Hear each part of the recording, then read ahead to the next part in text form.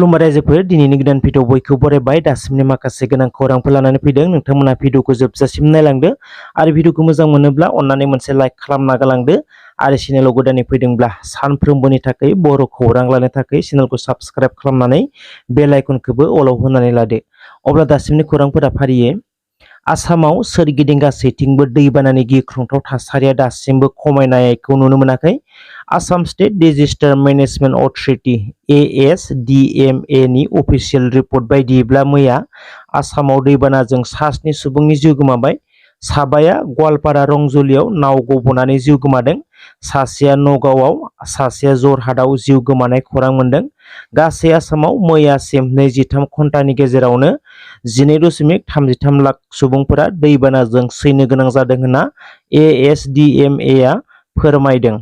गवालपारा रंजलियाव गोथै सावनो थांनायाव गोथैखौ सावना फैफिननाय समाव नाव गोदोनानै जिउ गोमानाय 5 सुबुंखौ खौरां लाहैदों आसामनि गिबि मन्त्रि डक्टर हिमन्त बिश्व शर्माया। बे दुखुनांथाव जाथायखौ दुखु मोननाय फोरमायनायजों लोगोसे डक्टर हिमन्त बिश्व शर्माया जिउ गोमानाय 5 सुबुंनि नखराव 4 लाख रां अनसुंथाइ होनायनिबो रादाय होबोदों होनना खौरां मोननाय जादों। भारत हादरनि उसुंसेयारि हादोर नेपालनि गिख्रंथाव जाथायनि सायाव नोंथांमोना खौरां मोनखाबाय जानो हागौ। नेपालाव लेन्डस्लाइड जानानै गंनै बासआ गोथौ दैयाव गोग्लैलांदों, जाउनाव दासिमबो बोखांनो हायाखै गोबां दावबायारिफोरनि गोथै सह'खौ। गंसे बासआव 41 दावबायारिफोर दंमोन, काठमान्डुनिफ्राय गौर फारसे थांगासिनोमोन आरो गुबुन गंसे बासआ बिरगुन्सनिफ्राय काठमान्डु फारसे थांगासिनोमोन 24 दावबायारिफोरखौ लानानै। बे गिख्रंथाव जाब्रबथायाव 60 दावबायारिफोरा गोमानानै दङ। बेनि गेजेरावनो 7 भारतनि होनना खौरां मोनदों। मिथिनाय बायदिब्ला बे गंनै बासआ नेपालनि त्रिशुली दैमायाव गोग्लैलांदों। बे जाब्रबथायनिफ्राय 3 दावबायारिफोराल' बासआ दैयाव गबलांनायनि आगोलनो गोथौ दैनिफ्राय खारग'नो हादों होनना मोनथिनो मोनदों। बे 3 41 दावबायारिफोरनि गेजेरनिफ्राय जाय बासआ काठमान्डुनिफ्राय गौर फारसे थांगासिनोमोन। गोबां सान सिगांनिफ्रायनो गोबां रोजा आरो थाद'नाय गैयाजासे अखा हानायनि जाउनाव नेपाल हादोराव लेन्डस्लाइड जागासिनो दङ आरो माखासे लेन्डस्लाइड जाफ्लेबाय थानाय लामाफोरखौ माखासे दिनफोरनि थाखाय र'ड क्ल'ज खालामना दोनदों होननानैबो खौरां मोनदों। बांलादेशआव थानाय हिन्दु सुबुंफोरखौ गाग्लोबदों लकेलनि थागिबिफोरा।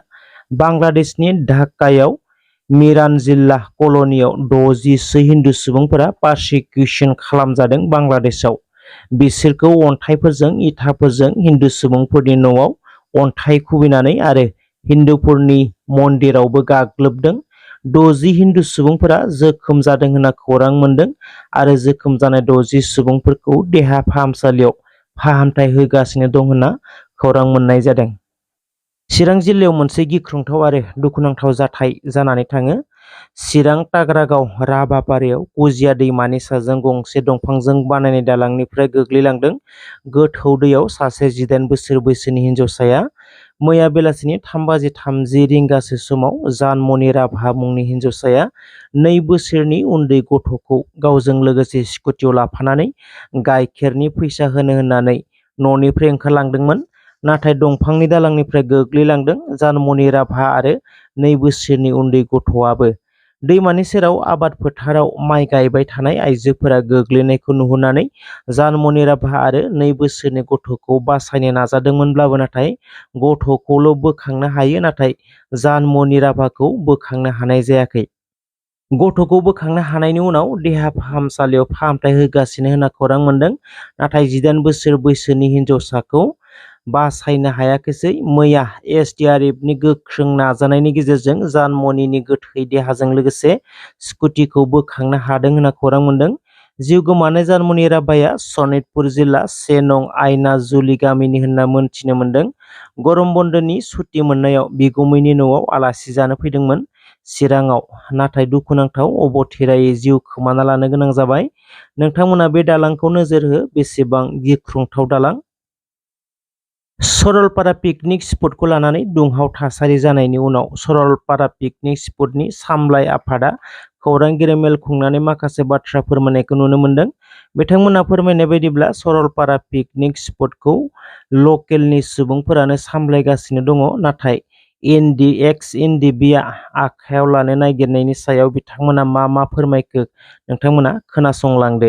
लोकेल मानुहे चलाब इयाते किबा एकटा प्रब्लेम हइले हिवते पाলাই যাব पिছত दिनत किन्तु लोकेल मानुके हेरेसमेन्ट हबो।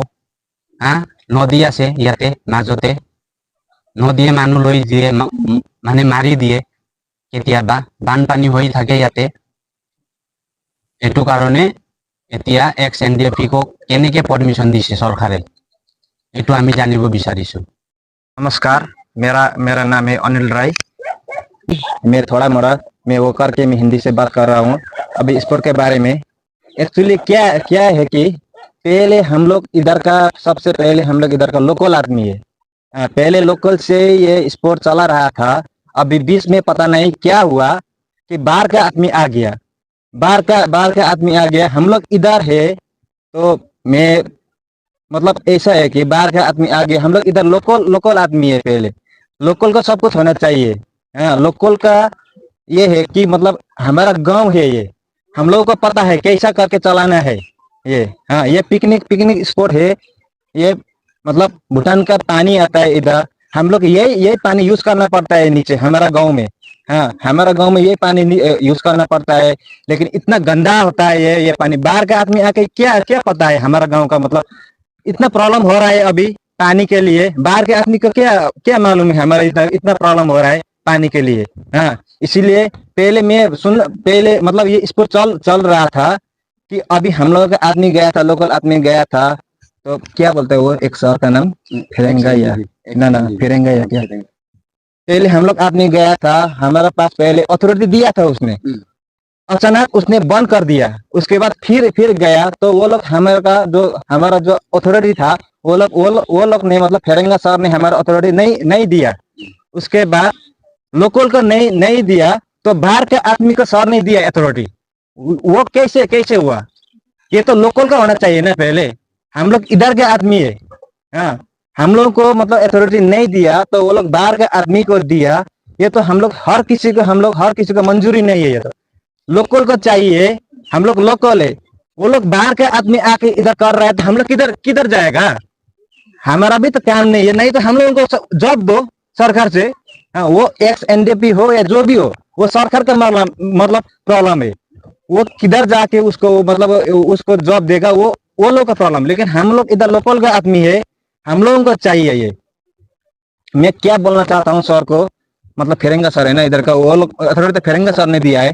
फेरेंगा सर को मैं क्या बोलना चाहता हूँ यहाँ मीडिया के थ्रू से कि हम लोग इधर के आदमी, हम लोग हर किसी से हम लोग ये नहीं छोड़ेगा।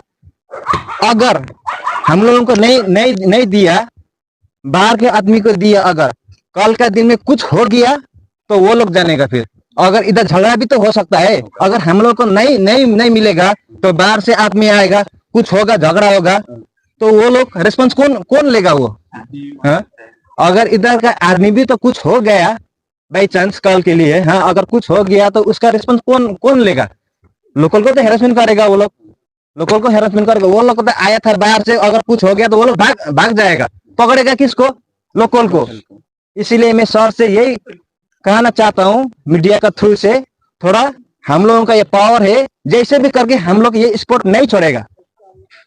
हम लोग ये बंद तो मतलब ये पिकनिक स्पॉट बंद तो हो नहीं सकता है, हमको भी पता है। अगर हम लोग आज बंद किया तो कल तो ये खुला होना ही होना है। फिर भी मैं यही बोलना चाहता हूँ सर को, लोकल का फर्स्ट प्रायोरिटी है, हम लोग करेगा, हम किसी को नहीं देगा।